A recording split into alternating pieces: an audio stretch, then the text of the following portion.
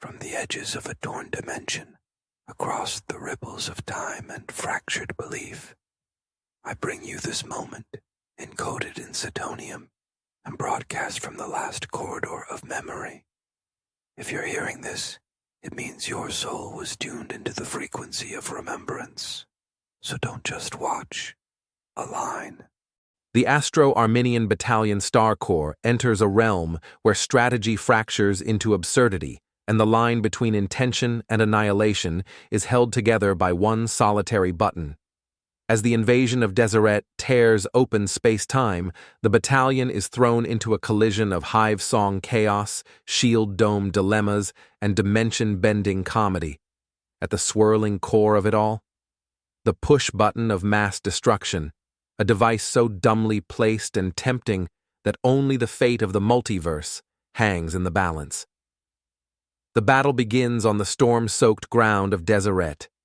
More than a location, Deseret is a rhythm, a pulse beneath the soil that threatens to beat apart timelines. Swarms of harmonic bees spiral skyward, each singing its own melody, none of them in key. Say Tony A., convinced the universe dances better when you join in, performs a series of interpretive twirls that momentarily sync the bees, then send them into a dimension where all movement is dictated by jazz. Meanwhile, the dome of shield wall. Sky rises like a holy compromise. Inside, the rules still apply. Outside, entropy moonwalks through logic. The battalion debates retreating into its protective embrace.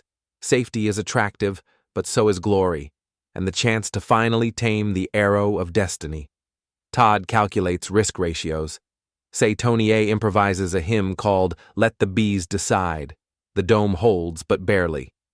Then they find the button. Not just any button. The button.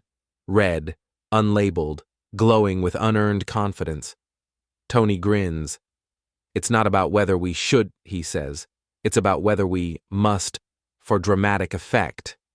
He pushes it, and all hell breaks interpretively loose. The battalion is catapulted into dimensional absurdity.